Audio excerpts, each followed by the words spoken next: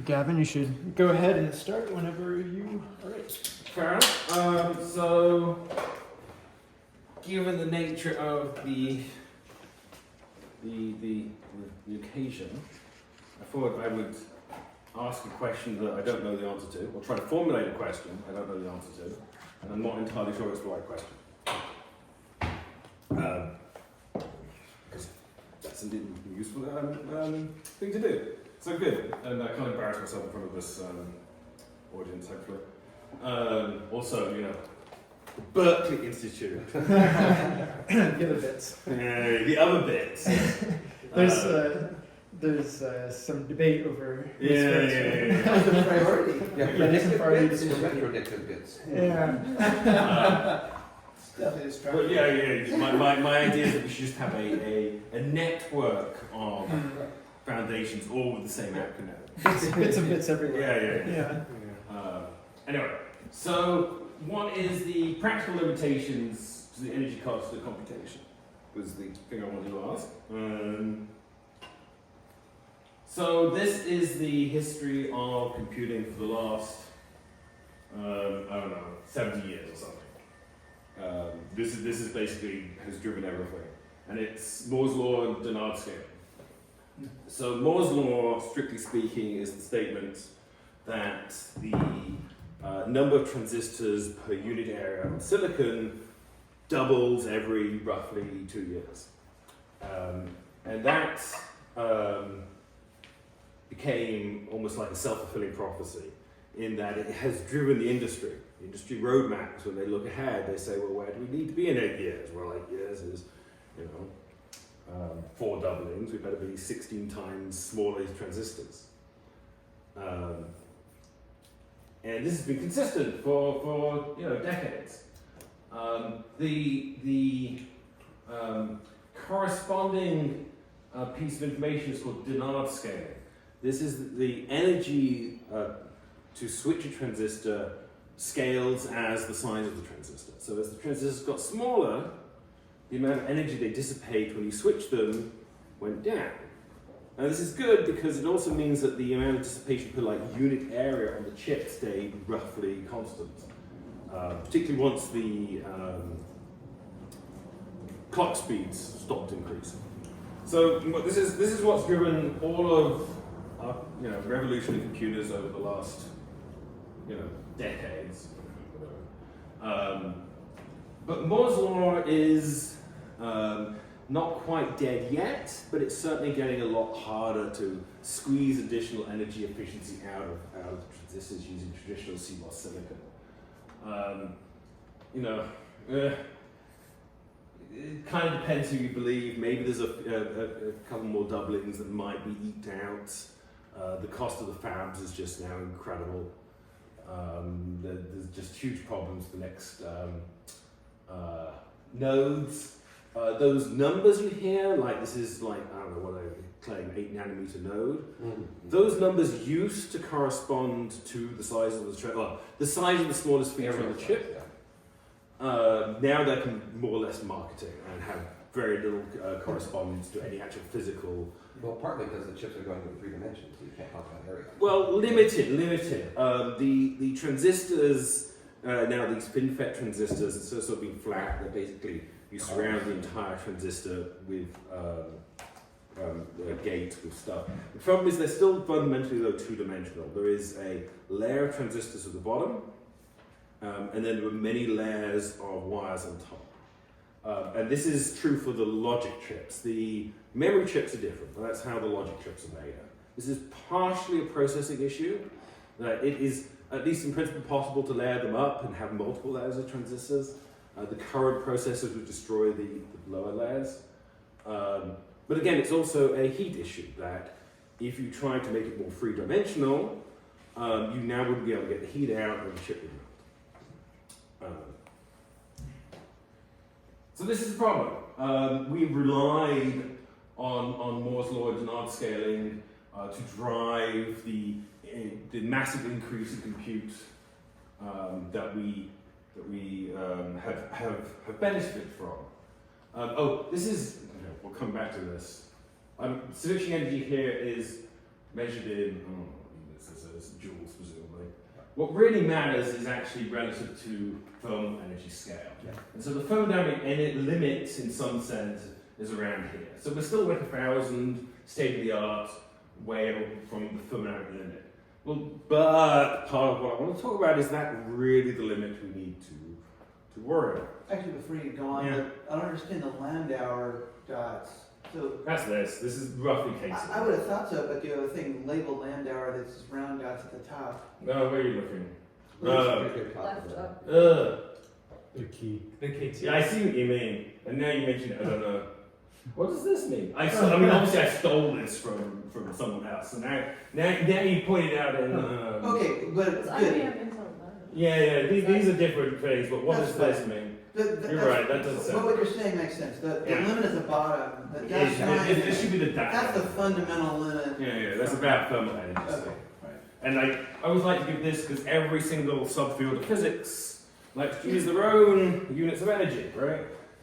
So what peak And extra logic Huh? is erasing information as it processes, right? Second? That's Landauer, which is information dissipated processing. Yes. There are other kinds of things, like momentum computing, where we don't even know yet what that's all about. Well, Reversible together. yes, but this is part of my speculation about the talk. But Okay. I think actually limit Yes. is here, not here. But anyway, practically speaking, right? But then again, it does depend somewhat on the physical implementation. Actually, sorry for the sidebar, but what I found is it's so competitive now. The vendors, the ad plants, they just lie. They just lie. That does No, not it's really hard to find physically believable numbers for Yes. the current technology. Yeah. And it's really important to their bottom line, Yeah. what those numbers are. But This goes with NVIDIA too. They put out numbers for their latest GPU. Actually, this is the next slide. I'll just flip the next slide.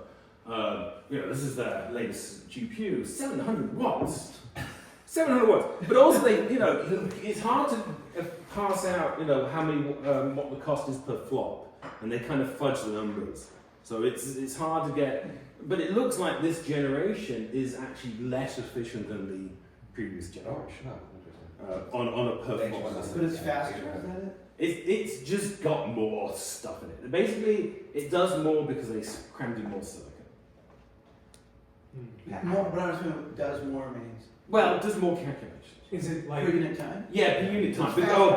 bigger, but they're bigger. It's not like the clock speed. It also has more memory. I mean, that's the other I thing. see. Clock speed, if you remember, not so long ago, Apple and Intel, whoever, were advertising their computers on the basis of the clock speed. I don't know what the clock speed of a computer is anymore. Yeah. And this is because the clock speed stopped increasing like a decade ago. And then they also generate internal clocks for other things. So it's Yeah. And the other thing I like to data point here is that my Apple AirPods have more transistors in them than a laptop from 16 years ago.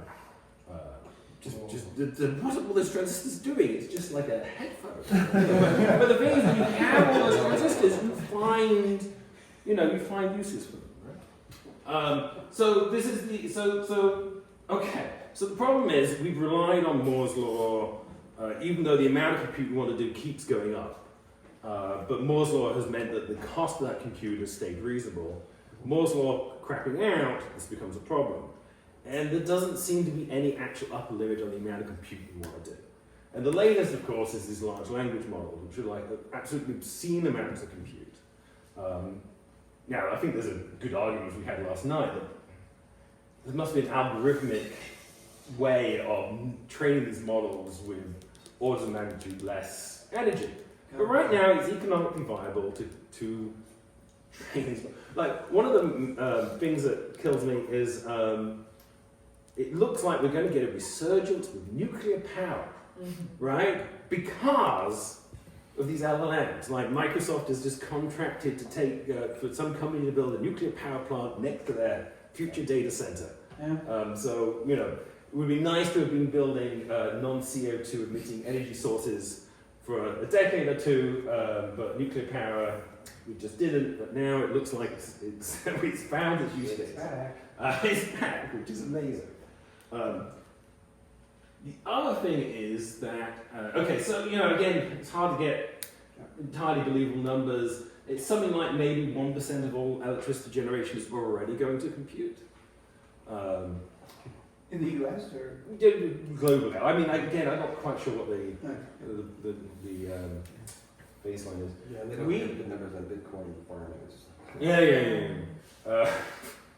Well, that's absurd anyway, but that's not an absurdity. Now, obviously, we could build more solar power plants and more nuclear power plants. That only gets us 2 orders of magnitude in energy. We cannot increase the amount of energy generated on Earth by more than 2 orders of magnitude before the waste heat starts becoming comparable to the heating from the greenhouse effect. So Really? yeah, That's so an interesting statistic. yeah, so from the dawn of civilization, the amount of energy man uses on Earth has increased by maybe 6 or 7 orders of magnitude. We've got no more than 2 orders of magnitude to go. So we can't just build a bazillion nuclear power plants, even if it was possible. Unless we get energy from off Earth, like a I was just Dyson gonna say, sphere. No.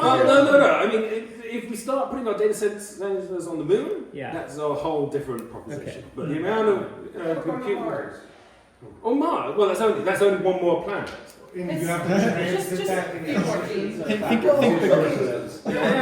So this gives me Space LD. I mean, it didn't even occur to me, but yeah, why can't we then just spend some energy with a heat pump and pump the heat off if global warming is a big problem, let's just get the heat transmitted out. I mean, the people are actually, not It never occurred to me we could do it with a refrigerator. I always thought very the way to do refrigerator. it. There is a startup Reduce that our- wants to put these aerosols in the atmosphere. Well, that's to with block the bats. sun. Yeah, but So no balance, 2 balance. that's If an you all promote idea. it locally, it's Which but that would also impact the solar cells though, so But it never occurred to me before. Yeah, you could build more power plants, build a heat pump, and pump the heat off the planet. Yeah. It never occurred to me to do that. It'd be Big two. that's an interesting, but it's like putting data centers in space. Actually, the cooling becomes a real problem when you're up in space. Because there's no. Yeah. How do you? Because all you can do is radiate. This is the end field. Yeah. It's hard to cool in space. It's hard to cool in space. That's the biggest problem. And you have this giant sun thing coming up the sky. There's no But shade. then I think you don't even forget aerosols. You just put a screen, right? Yeah, You just put a mirror up there. So I mean, anyway, there are I ways can of solve that problem. in fact, there was a serious suggestion. I think it's serious. Of a company that wants to put data centers in orbit. I don't think it makes sense yet, but I did do the rough back of the envelope calculation, and I do think you actually get more power out from the solar cells than it costs to actually put them up, which surprised me. But If you turn that into thrust, yeah. So I mean, there are ways around this problem other than just no. We could brute force it, but maybe we should try to find ways of being more efficient. Smart. Smart. Where are we going? So the rough energy scales. I quite like just thinking about these are very rough order of magnitude energy scales. And at the bottom we have sort of thermal fluctuations. So that's about 1 kT of energy. So Landau's limit is 0.7 kT. Every harmonic degree of freedom at thermodynamic equilibrium gets a half kT average energy. So that means every atom has 3/2 kT average kinetic energy. So this is the sort of scale of the inevitable fluctuations that are happening. And that puts, when we're talking about the thermodynamics of computing, that's the relevant energy scale. But again, this is kT for in various units. It's interesting, it just doesn't show up on the screen. This is kT in various units, assuming sort of ambient temperatures. Molecular biology is operating around the 10 kT level. So hydrolyzing 1 ATP is about 20 kT of free energy. So everything happening at the molecular level is happening at 10 kT of dissipation kernel level. So that's actually a useful proof of principle that you can do computation at that scale. Copying DNA is copying 2 bits of information, and that's happening at about the 10 kT dissipation level. What's I guess the reliability of that is important then. Yes, yes, exactly, and that has constraints, and we'll come way back to that. We'll mention that later. So this is sort of what I want to sort of speculate about. But maybe there's a sort of a limit somewhere in here that we should worry about, practically speaking. Transistor switching, sort of state of the art, about 1,000 KT. Again, what the really is for the actual chips, it's a little hard. I've seen numbers of like a 2,000 KT, but it's hard to get like definitive answers on this. But sort of order of magnitude is about that. There are lots of other energy costs in the chip. One of the big ones is just moving information around. So moving information from one side of the chip to the other is about 10,000 KT. Moving it off chip is just way more expensive. But you've got a long wire, you've got to charge it up, and then you've got to dissipate that charge, and that's expensive. Again, if the chip was more three-dimensional, you could make the wires shorter, but then it would melt. So, unless you find a way to make the transistor switches cheaper. If there was a limit, you could do optical, right? Well, yeah, but how would you... well, no, yes and no. Photons are rather big and, they're quite energetic. So like Small ones are energetic. Well, yeah, but even right, thermal energy is like infrared. So, I see. once you're in the invisible regime, that's many KT. Right? Okay. And they're big and fluffy. They have a problem. And then, of course, there's the whole process issue. There is a lot of work trying to incorporate more optical connections, both within data centers and between chips inside computers. I mean, there's an active area of things people are working on. A neuron spike is about 100,000 KT, and a floating point operation is about 1 million KT. That has a caveat that we're probably there for that number. We're talking about 32-bit floating point operations. They discovered with these LLMs that you can actually get away with, well, they went to 16-bit floating points, and they went to 8-bit floating points. This is part of why it's hard to parse out with NVIDIA how the energy cost per floating point, because they kind of fluff which kind of floating point we're talking about. But training with 16-bit floating points is fine, and then they do inference with 8-bit, and surprisingly it all works fine. I think they should just go 1-bit, declare this Ising model, and be done with it. I mean, this is where we're going, right? But anyway. You can do inference with 1 bit. You can do inference with 1 bit. It's just going to be an Ising model. Let's just declare. So, I mean, but they've like taken like transformers and then you can like quantize it to like 1 bit a parameter or less. Yeah. So, where was I going with this? Functionally. Oh, this is like, it's like a little worse. Sense of the kind of scales of energy that we're talking about. better than just training a smaller model. The human brain is sort of the proof of principle that you can do an awful lot with much less energy than we're currently using, with a lot less training data. I really think that cars are going to be driving better than we can very shortly, but they required millions of miles of driving to get there, and I didn't require 1 million miles of driving to learn how to drive. And of course the brain is also much more three-dimensional. The neurons are much more interconnected, but individually they're quite expensive in terms of energy, and they're quite big, and they're relatively slow, so we ought to do much better. I'm not quite sure whether to count this as inefficient or efficient. Depends what we're comparing a neuron spike to. Shall we compare it to a floating operation, or is it should be like a transistor switch? I don't know. You don't know either. Yeah, we don't know. How much compute is really And it's going not on? clear that it's the same in your parts of the brain, right? I mean, visual coding may be different. Certainly time scales are different.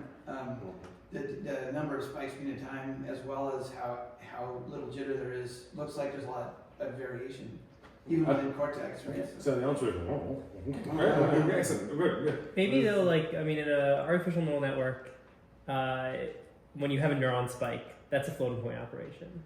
So maybe they're kind of comparable. Like, when you have like a nonlinear, like a radio Yeah, or but something. again, it's really unclear how the brain's really. Yeah, we're yeah, not yeah. doing backprop, right? I Right. mean, that's pretty. Yeah, that seems fair. that I'm confident. Confident we're not doing backprop. So. But are we doing like something like not like gradient descent, but like There you are know, like schemes, there's like hot field stuff, There are right? schemes that are, but you can't rule them out based on what we know about the anatomy, but we don't know. I would say that we're pretty ignorant about what's Okay. going on. I would say too, though, that it is about it's, sort of depends on some assumptions, but it looks like it's about a bit of information per spike in sensory systems in a lot of cases. So that gives you some kind of a benchmark, information benchmark. That's different than floating point operation, but Yeah, but every bag it's like, it gives you some idea. That's at one bit, it's a spike, it's an event, but the information. No, I content mean is a the bit context in which the is more. interpreted I mean a downstream.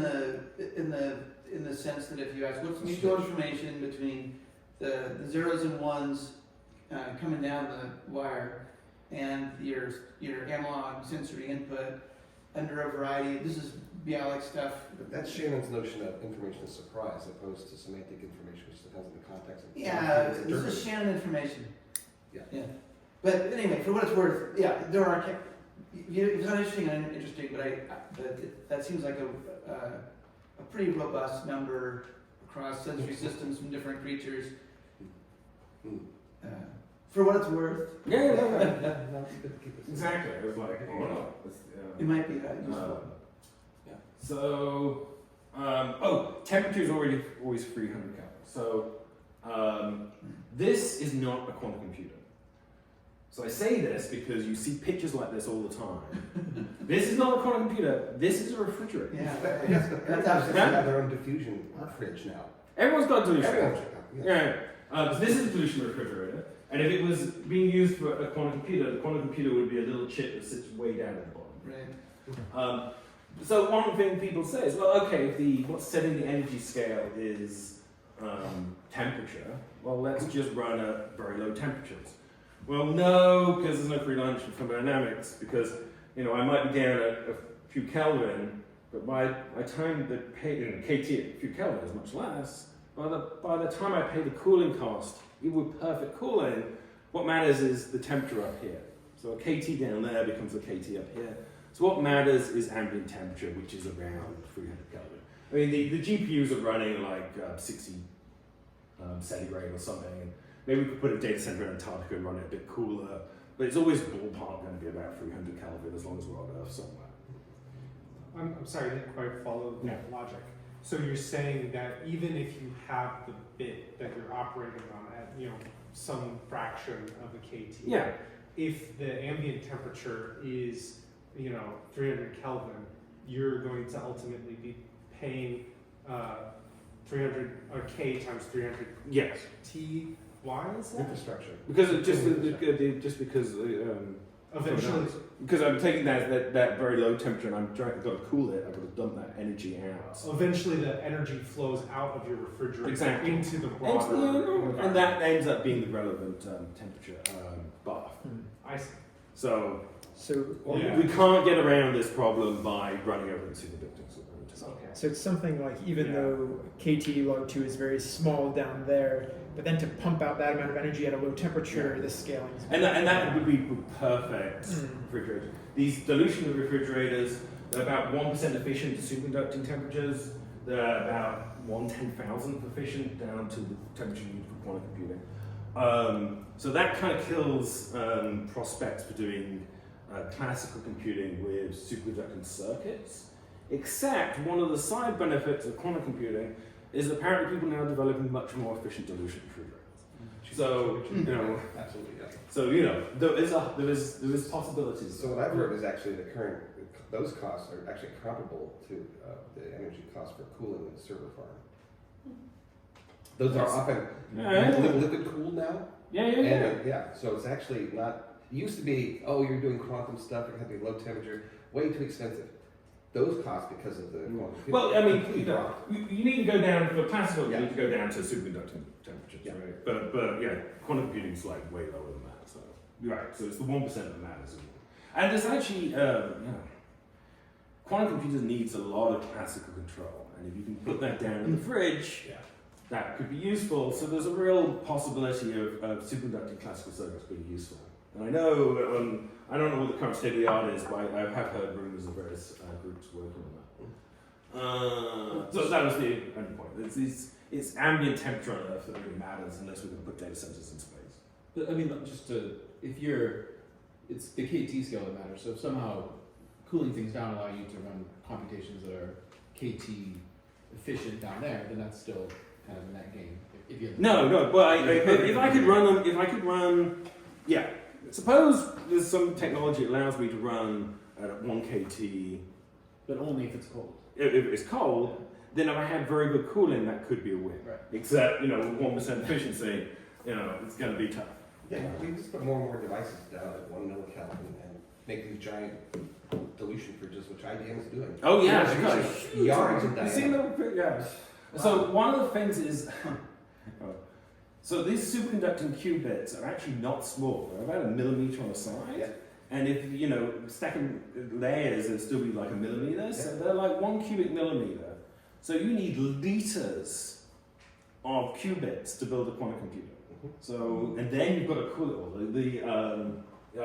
The cooling, the amount of heat you can pump out is down here is very limited.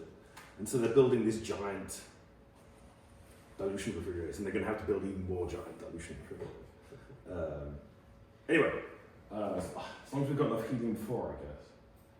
Actually, you need helium-3 to get down to Helium-3. Well, which is the rare one? I thought it was 4 was the rare one. No, 3 is the rare one? We need both. But. You need both. You need both for I think it's the third stage down, the brass applied. That one needs helium-3 and helium-4 mixtures to get this. Yeah. The kick down from make up a number. No, that's the You're you're diluting one isotope of helium. Yeah, no, each one of those stages is a different phase transition funnel that they use to pump the energy out. Every stage is. And then a lot of these things, these are signal control lines coming down.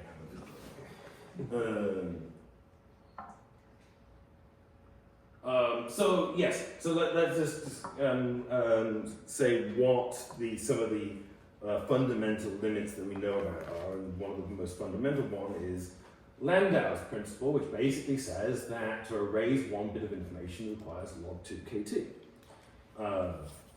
which log 2 is 0.76 something. it's actually 0.69. Oh, But I was round it to 0.7. I should have stopped there. Yeah. Just rounded So what bases do we have to deal with? Right? We have to deal with base 2, base 10, and base E. So 2 to the 10 is approximately equal to 10 to the 3. It's approximately equal to E to the 7. Yeah. So now you can convert bases in your head.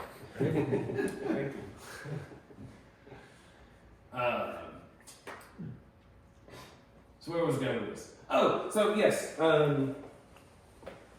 So this, this is either extremely profound or entirely trivial, or I tend to think of it as trivially profound. I mean, in some sense, it's kind of what you were saying earlier about Zilla.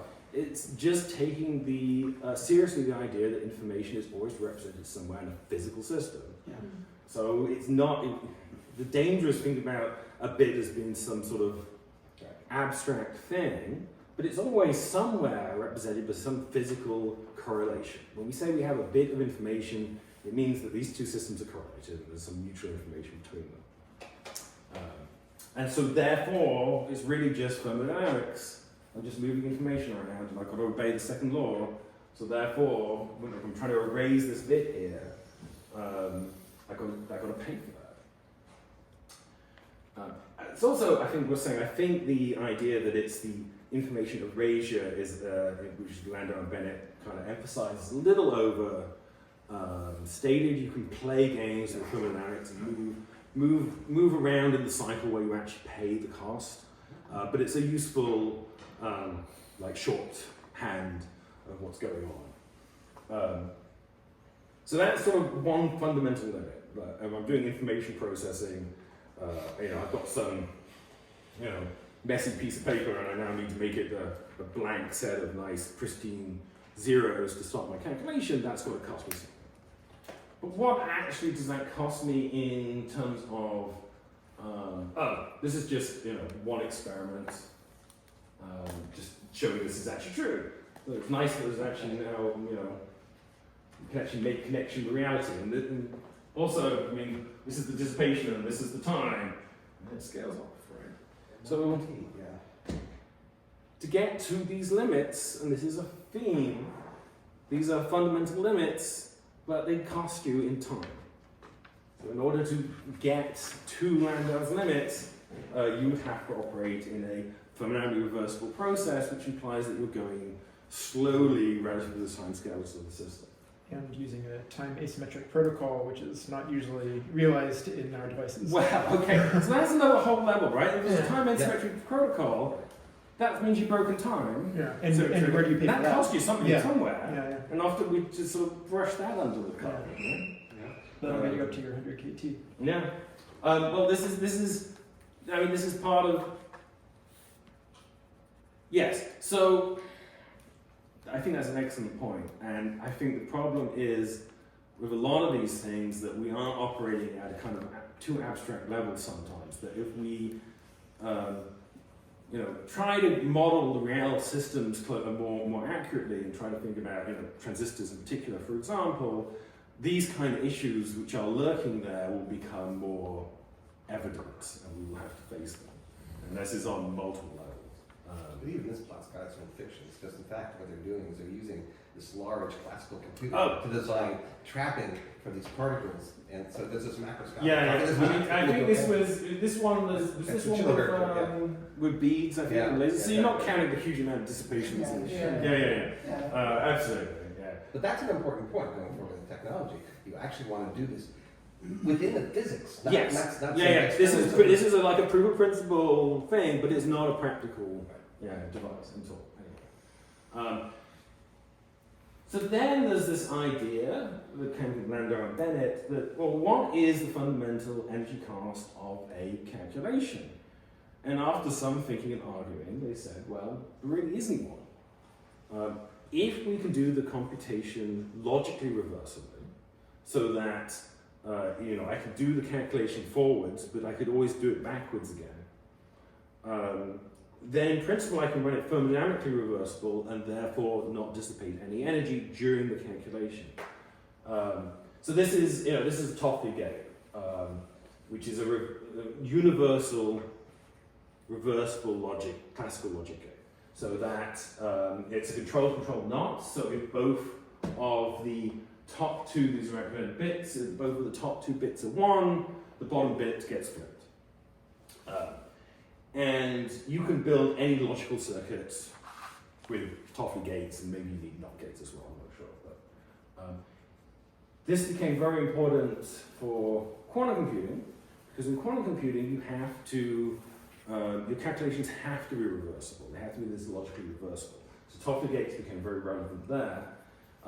It's interesting though that in quantum computing is universal with 2 qubit gates. You can do any quantum circuit with 2 qubit gates. You can do any logical computation classically with 2-bit gates, but if you want to be classical and reversible and universal, you have to go to 3-bit gates. Just one of those interesting sort of like, oh, that's odd. considering bits. Yeah. So, in principle, so we have some initial, so Bennett's suggestion was the following. I have some initial input. I had to pay a cost to sort of copy that input in. When I do the calculation, I have some output. I also have a lot of garbage bits. Yep. So I copied the output. That's going to cost me something because I have to have pristine bits to copy into. But then I can run the whole calculation backwards again. That erases the garbage bits. And I can then actually erase the input too, because I still have no copy of that. So all it ended up costing me was the clean bits to copy the answer out. So this is, extremely fundamentally important concept. I also think it's a bit of a red herring. Now I get that. I will, however, just say there is a company called Ver. It's a very early stage startup. I think they've raised some early seed round. They've hired Mike Frank. You may remember from a Hawaii conference of American Computer. I don't remember. You wouldn't have missed him. He was We worked with San Diego for a while. Yeah. No. So he's now gone to Ver. Okay. And they seriously want to do Okay. reversible computing. Well, I think it's better thing about it is adiabatic computing. It's useful even before we get way down to Landau's limit. So the way the current transistors work is you basically, Okay, one, the clock signal is very sharp, square wave basically.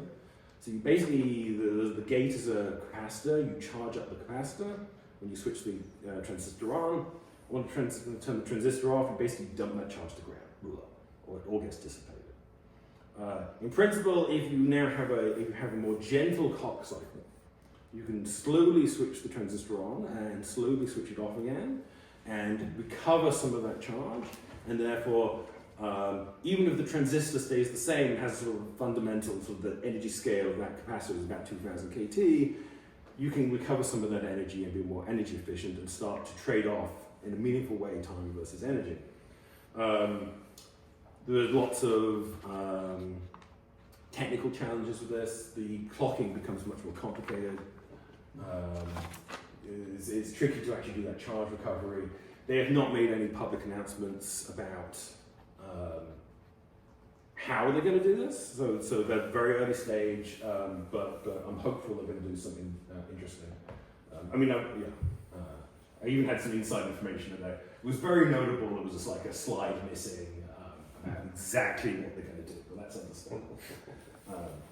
But reversal computing, going like doing computing with no dissipation or very little dissipation, I think it's a red herring because it's like Carnot efficiency. So a Carnot efficiency was extremely important in the Industrial Revolution. Understand what the fundamental limits are to a heat engine, where I have two cold reservoir and a hot reservoir, how much work I can extract. But to get Carnot's efficiency, I would have to go very slowly. It's the thermodynamic limit again. So Carnot efficiency is the limit where you're perfectly efficient and don't do anything. All these calculations and engines and whatever, we actually want to do things in a reasonable amount of time. So again, it's useful to know that these limits exist. It's useful to know that the limit of thermodynamic reversible computing exists. It's probably not the right limit to worry about from a practical point of view. So one of the analogy here is there's a different efficiency, which is the efficiency of maximum power. Assuming that I want to get out as much power from this engine as quick as I can, use the resources most efficiently, then I get a different expression for the efficiency. This expression is less universal than Carnot. It requires additional assumptions about the physics. But it's actually not a bad, it's pretty close to the actual efficiency you get out of real life heat engines in a lot of practical cases. So that's the question. So the question is, well, it's a very high level question. What's the practical limit to energy cost of computation? When I've got to actually worry about doing things in a finite amount of time with the technology I actually have. So then trying to make that question a bit more precise, what is the practical minimal energy cost of a transistor, given that I actually have these constraints of doing these calculations quickly and accurately, and I don't have the luxury to drive these things very slowly and wait forever. So, if we're going to take a pause, this is a good place. This is the question I want to ask, or at least I'm trying to formulate, maybe this is the right way question to ask. It's a question at any rate.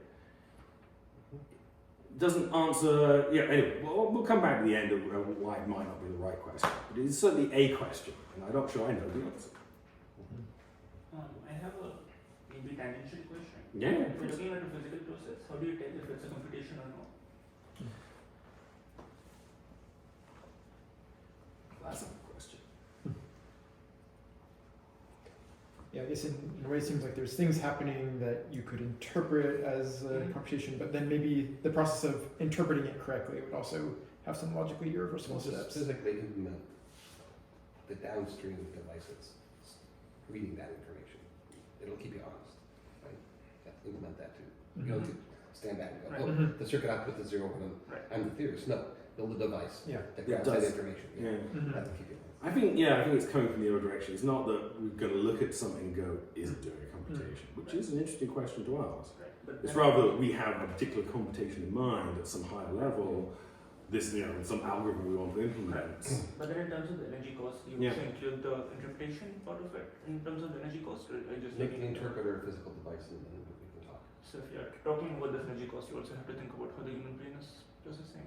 I think so. Could- Otherwise, could- it's too slippery. I could imagine a different kind of philosophical view where you say, given a physical system and given all possible physical instantiations of observers, what computations are possible? I guess it's not that different, but just kind of more generic. Yeah. I think a lot of it is about the accessibility of that information. It's like, in the gas in this room, there's probably a lens you could take on it where it's performing every computation ever known to man. But how do we actually detect the input and the output for that computation? I think there has to be some metastability, for instance, and some controllability and some ability to energetically couple to the information bearing degrees of freedom. That's an interesting question. But I also think there's, coming back to something you mentioned, that there's always, you've got to be careful about what energy costs you're excluding, right? So, trying to narrow it down again to this one question, obviously I'm ignoring the energy costs of the transmission, which is not insignificant. I'm trying to get it down to the question I might be able to answer.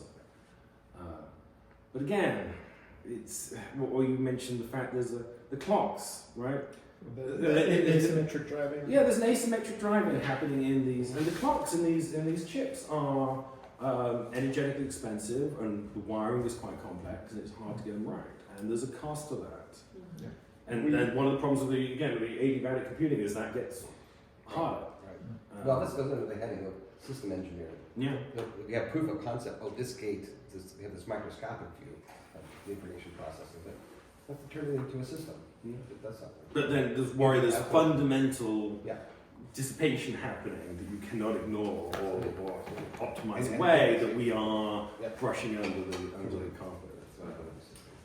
What do you think are some of the most, I'm thinking about this as a constraints on Hamiltonian control, or constraints on control. Like, time is a constraint. I think time symmetry of control is a reasonable constraint. Are there any others? Accuracy. Accuracy. So we have a series of papers Yeah. which is saying if you insist on time symmetric control, then you have to pay for accuracy, where if you have an error epsilon, you scale, the dissipation is like log of 1 over epsilon. Yeah, and I believe that, and I have a slide here. I have a similar argument that comes up. Basically, I think you can make this argument in multiple ways, and it keeps coming out to the same kind of expression. It's like trade-off between time, energy, and accuracy, and the accuracy ends up being like the log of the error rate or something. Yeah. There's an interesting nuance to this, though. What about the time symmetries of your memory degrees of freedom? So, we might be storing things in a spin, which is time reversal anti-symmetric. We might be storing things in a codon, or, which is time reversal symmetric. We might be storing information in a plus versus a minus state, where the time reversal symmetry is more fuzzy, as you might say, less 0 or 1, less discrete. Do you think there's a necessity for our information storage to have particular time reversal symmetries? Well, that's it. Or can that, so do you think it's technologically reasonable to explore different symmetries to gain an advantage?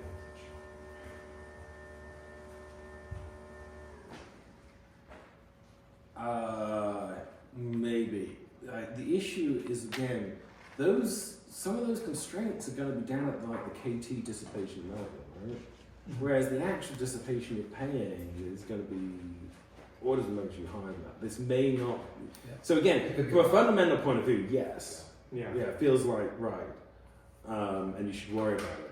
From a practical sort of nearer term point of view, with the current technology, I mean, the DRAM is you switch off the power, it goes away. It's actively refreshed. Right. So So it's continuously dissipating energy. The memory you have on chip, I think, is not like that. It's more persistent. It doesn't have to be actively refreshed because you don't have the circuits for that. This is also part of the problem that the DRAM is very DRAM. Sorry, I'd say. I've always said it DRAM in my head, and I discovered it at the industry people actually say DRAM. Yes. So now I've got to say it right because I've been talking to industry people and I can't find it out. Well, that's what I've been worrying about. It's like, say it wrong all these years. Damn it. Damn it. It's the danger of it's always the danger of learning things by reading, right? Yeah. And then you discover you've been pronouncing it wrong. Or I try to use a word I've never actually articulated before, and It's the facade facade problem. Facade facade problem. So where was I going with this? Oh, so the memory that you use on chip is takes up more area on the logic chip. Takes up more area. And this is one of the problems people talk about computed memory. If we could actually put the compute where the memory is, we wouldn't pay so much in the communication costs. It turns out, DRAM has had this totally different history. It's made by different companies, different processors, and it's much more dense, but you can't put it on the same chip as you're putting a logic chip. And the memory on the chip is bigger and, I think it's faster, but it's bigger and whatever. So you pay. So that's why you have to have your off-chip dense memory and your on-chip fast memory and these different cache hierarchies. Again, coming back all the way back to NVIDIA's latest GPU, an awful lot of the transistors on that GPU are dedicated to memory. So I don't actually know what this the answer is, but I think it's going somewhere like 100 KT or 10 KT or something like that. So one thing is that part of the point, of course, if I'm trying to do a computation in a finite amount of time, I'm trying to break time reversal symmetry. I'm trying to go forward in time and actually do something useful. And the fluctuation theorems tell us that breaking time reversal symmetry fundamentally costs us energy. And not just in the second law is like this qualitative thing in the sense of if there's time reversal symmetry breaking, there's some dissipation happening. The fluctuation theorems let us make that quantitative. So this is, from years ago, this is one effort I tried to make, different measures of time reversal symmetry. This is some measure of time reversal symmetry, and you can put various, and this is the amount of dissipation, and you can put some inequalities on this. And so, if you want very high time, break time symmetry to a great extent, it costs you something. And then this goes up to like 8 KT, so not a huge amount, still well low, but still not insignificant. But you can be highly dissipative and not break time reversal symmetry in any meaningful sense. You Can you say what the mechanism is? Do you have a nice simple summary about the mechanism is for this kind of dissipation? With Landauer, it's just microstate volume decreasing when you erase in the mesoscale. So that's a very clear dynamic mechanism. Is there kind of corresponding? I mean, certainly the versatile and all that sort of stuff is very compelling. Like, wondering what is there? Is there some essential microstate reduction? Yeah.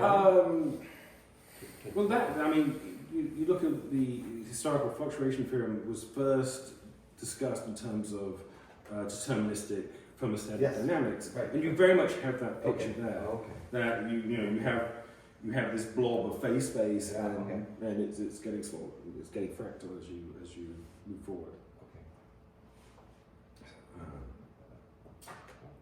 So breaking time reversal symmetry has to cost me something. Again, it's very unclear how often I have to pay this cost. Right? Do I have to do it after every step? Can I do a bunch of steps and then lock in the answer? Again, I think this is one of those places where we should move to more physically realistic models. They can still be somewhat abstract, but if they're trying to model the actual dynamics of transistors, for example, again, you can be agnostic about what the actual physical hardware is, but transistors are a good one. Then we will be forced to actually face some of these issues more directly. So there's work by David Limmer at Berkeley and Massimo Esposito in Luxembourg. Those are the only two people I know of, groups that have actually done serious work sort of modeling the stochastic thermodynamics of transistors and similar devices. And that's it as far as I'm aware. But there's a little bit. Yeah. And So David, I know David started to think about taking these very models and sort of hooking them up into bigger circuits and things like that. Right, and he took it down to about 100 KT. That was his limit. I'd have to. But Oh, really? Yeah. I just Oh, wondered if if we we were were living sorry. more. Is that right?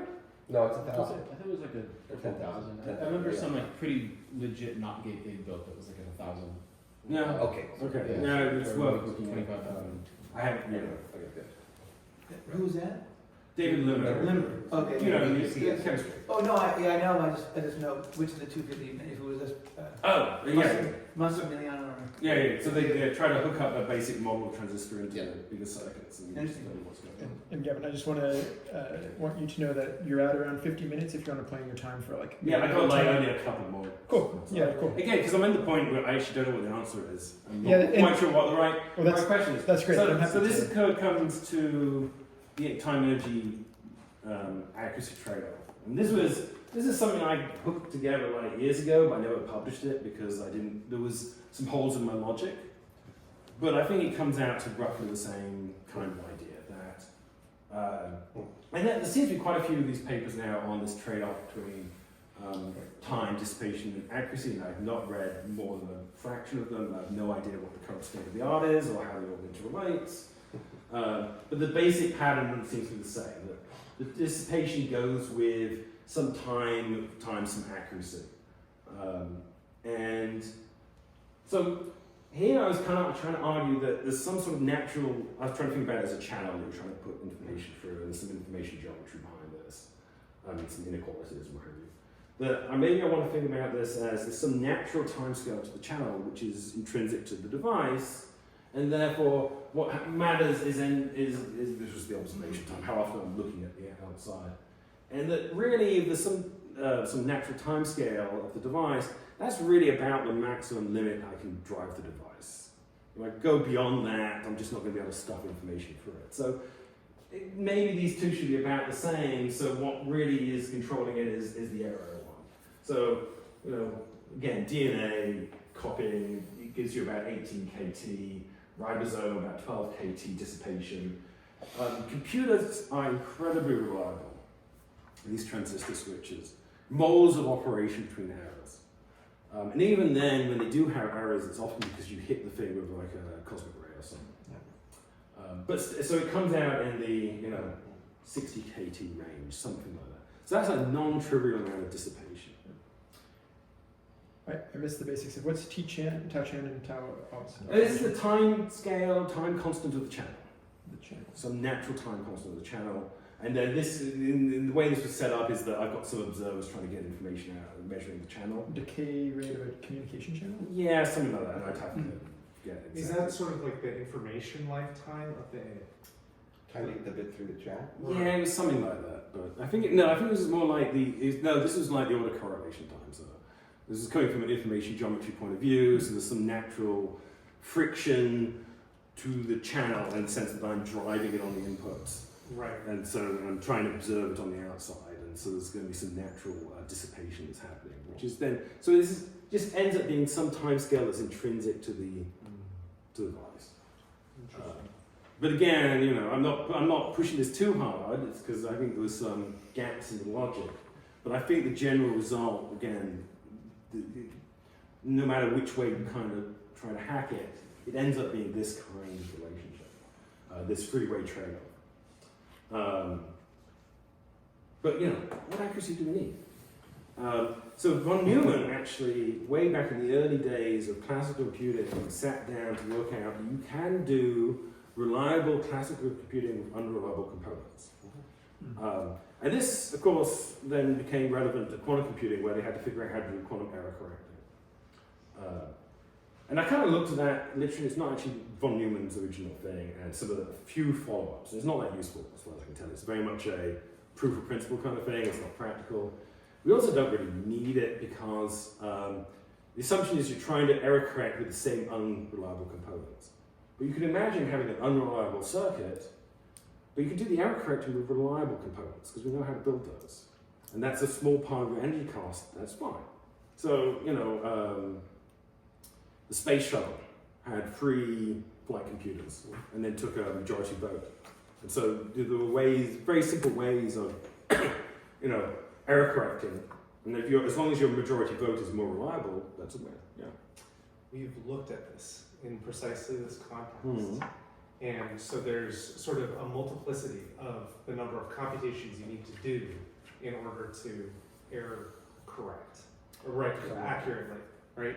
And so you have to do the computation multiple times. Yeah. You can actually show that you're better served by just making a more reliable single computation than doing all those parallel computations in terms of energy. Okay, that's interesting. Yeah, we have a proof that we never put out there. We came to it independently through computational and analytical. Which would mean then that if my overall calculation needs to be this kind of order of magnitude reliable, that's my fundamental cost. It's a fundamental cost. And you're saying I can't get around it by trying to be sloppy somewhere else. It That would be seem like it. okay. I can believe that. Yeah, We should dig up that derivation somewhere. Yeah. So and von Neumann, that was a criticism I can't put early in history. You did? Yeah. So that's the question I think would be interesting to answer. What, practically speaking, if I'm talking about some slightly more concrete realization of the hardware, practically speaking, what's my fundamental cost for the computations? And again, molecular biology is kind of proof of principle. You can operate at 10 KT. I think 100 KT, sort of back of the envelope, feels like it should be enough. So maybe it's somewhere in that range. How do we make this more, precise? I don't know. And then the other question is this the right question? It is a question. It is not the question. The question is, what is my energy cost for computations? And, right now at normal computing, we're thinking very much in terms of analog, stochastic, unreliable computation. And so there's not this discrete transistor switch to get your head around. Hopefully we're not paying, we're trying not to pay for the clock cycle, the clocking, right? We're trying not to pay for it being a deterministic clockwork-like device and get some energy savings that way. But then it's very unclear within our context of the right way to formulate the problem. And I like this, just the hardware lorry. Sarah Hooker wrote this nice little paper, and it's just this idea that to a certain extent our algorithms and our hardware have co-evolved. So GPUs were good at linear algebra, so we used a lot of linear algebra matrix vector multiplications to produce these neural nets. And then that sort of cycled, and now maybe we're in a local minimum. And with different hardware, different algorithms might be more appropriate. And therefore, the way that I think about the cost of the computation might be different. So one needs to keep this in mind. That's also Feynman's point about quantum computing. He wanted to do quantum physics, so you run that on a machine that's quantum. Yeah. Okay. Yes, exactly. Right. There's different algorithms. So anyway, again, I don't have an answer. I'm just trying to formulate the question. I thought this would be a good audience, and it was, because we've already got some insight into how to think about this. That's it. Any questions?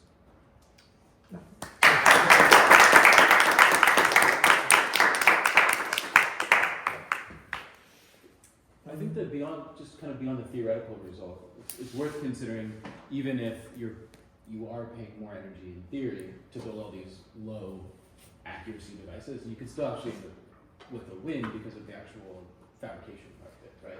Yeah, that's kind of the point that you're making. Like if the unreliable components are some orders of magnitude cheaper, then for some number of computations, even if you lose out on the computations themselves, it still might be better. In terms of actual dollars, you could be saving a lot. Fair enough. I can't say I know the theory of fabrication to any degree, so I guess that's a don't different know how to make a prediction. It's a different axis of benefit. And again, that's actually really hard to get at because Yeah. Well, TSMC is not going to tell you. Very close. The details of their. Well, but we're theorists. Mm. Another way of framing this, is there a theoretical framework that is sufficiently universal and expressive that we can study this question? Yes. And not bring in particular hardware Yes. limitations? But I do, again, think there's a benefit here to go a little bit more towards the hardware, being a bit more real. And again, you brought up the clocking issue, or the fact that these Landau dissipation things are actually ignoring a lot of the dissipation. That I worry there are things that we're brushing under the carpet and not necessarily realizing. And it seems like biology does the opposite of what you're suggesting, which is that in biology you have many unreliable components which work together to produce something reliable. Well, that was the fun of its original Yeah, motivation. I mean, for copying DNA, there's a whole kinetic proofreading thing. It makes errors and then it banks up and corrects it, rather than trying to be. You know, although you might think that errors are more significant for the genome than they are for sensory system. You know, like the 1 bit for spike number I was given, that's for pretty unreliable. Yeah. You know, unlike a motor system, like you might think the motor system, you know, you want your hand to go exactly where you want to put it. You don't care how many bits of information you're sending, so you make sure the bits that are sent are received. So you've got a clock-like coding scheme that's highly redundant, not very efficient as far as information transmission. But then, you know, the sensory system is much more noisy looking, but you're getting a lot more bits per second. Right? Yeah, I wonder if kind of think about the body as more evidence that low accuracy is good rather than it's better to parallelize to get high accuracy. There's a lot of we're able to tolerate lots of low accuracy things. But I mean, that just could be because it's like favored by evolution. Like it doesn't just because like the body does something one way doesn't mean Yeah, it's like the that best could way be the to do it. hardware lottery again. It's like it's got a particular hardware it's got to work with, so it's Yeah. using particular approaches that Yeah. The may or may natural not be. energy scale biochemical reactions is going to play a role in the reliability of transformations, because you know the ability to reliably do something irreversible is proportional to the exponential of the energy difference between those configurations. Yes, and molecular biology has to do that. It can't operate at a higher energy scale because you blow up all your molecules. It's because it's working in chemistry. It has to, 80. Well, yeah, and Because of the nature. I mean, you look at this machinery for capturing photons, and a lot of it is just about making sure those photons don't blow up which they do. What's it called? The reaction complex thing and Spoken like a physicist. that thing. But the reaction complex, and it does. The actual center of it has to be repaired all the time. It only captures, I forget, it's like thousands of photons, and then the bit in the middle goes blah, and it has to be swapped out and fixed. Huh. Because those photons are very energetic compared to the energy of chemical bonds. So again, molecular biology has to operate in this regime that's only an order of magnitude above the thermal floor. That puts a lot of constraints on this stuff. Right.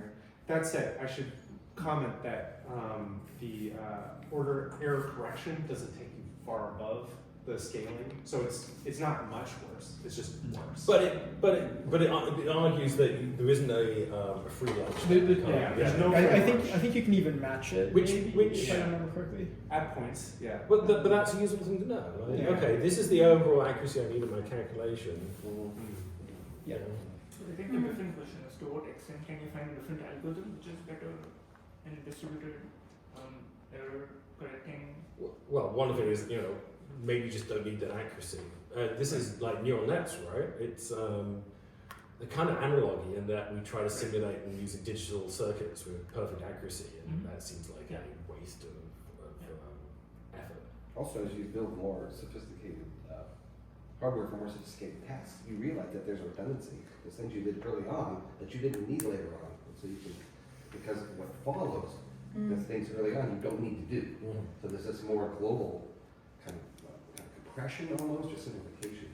And that's, I don't know how this is not going to account for that, but whenever you're designing anything, it's kind of clear, I didn't have to do that stuff. Because this wasn't needed later on.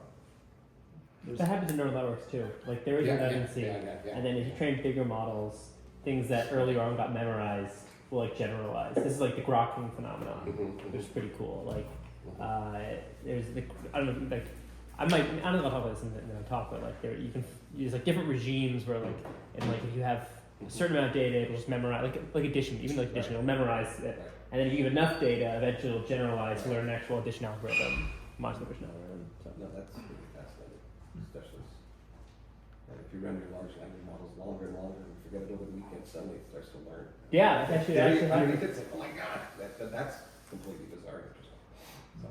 So. But not that surprising. It's kind of amazing you could do it in a weekend, you know? Well, a lot of times they do it now, they do it. It takes Why multiple do months. they think they shouldn't leave it over the weekend? It would take me more than a weekend to learn math, you know? Well, I think there's also, I'm struck by these large language models, how much they know.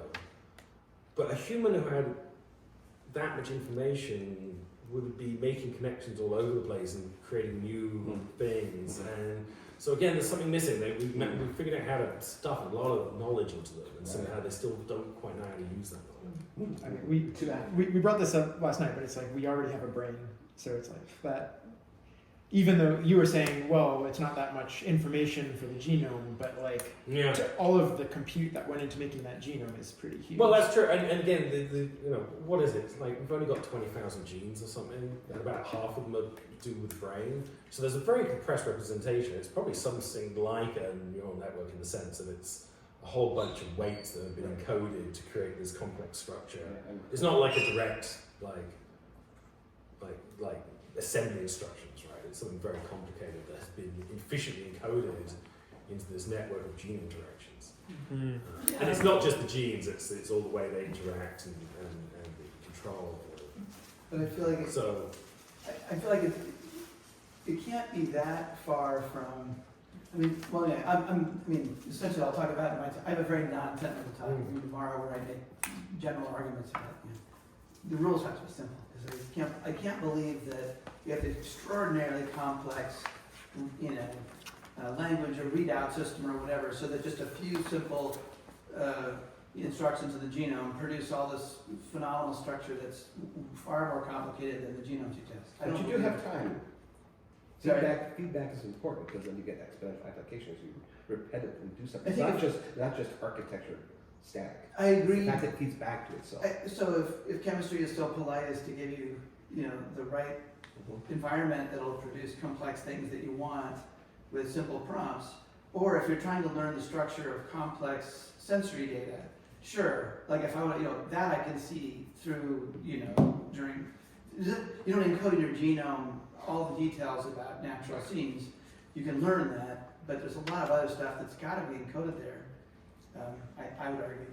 I don't know. I just think simple it's components. hard to quantify this, right? I don't know the right experiment to do to test how much of the laws of chemistry are going to what they give you as far as being able to shove the complex part into.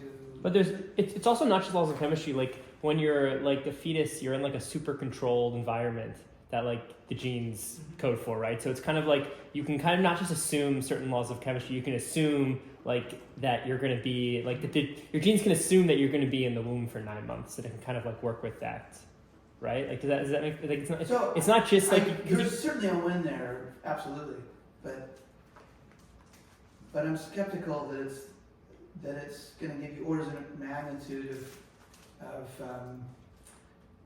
effective, information, bits of information. Yeah.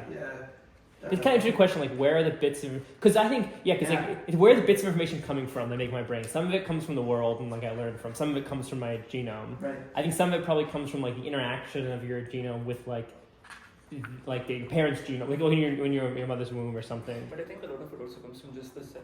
Like the cell itself is pretty complicated without the genome, and the cell is doing things. Like the cell. That's true. The cell, because you're right. The cell is also a lot of bits of information. Right. That's also true. Because you just get it. You just get like a nice cell from your parents. It's not just the genome. It's also all the pieces in the cell. Yeah, that's true. That's a lot of bits. I wonder if you could put a limit on that, though, assuming that at no point was there a cell that wasn't produced this way by its parents, and I don't know. You're saying that you're over time and storing up information in a reservoir that's not in the genome. Yeah. I'd love to know how to put a limit on that. upper or lower. Yeah. But I'm skeptical that it's that much. Well, you could try to solve this by like seeing if you could like empirically take a non-human cell and see how hard it would be to like implant Sure. human DNA. Artificial into life. artificial. Try to Yeah. produce. Sure. This sounds like a great topic to continue on the aerial tram with the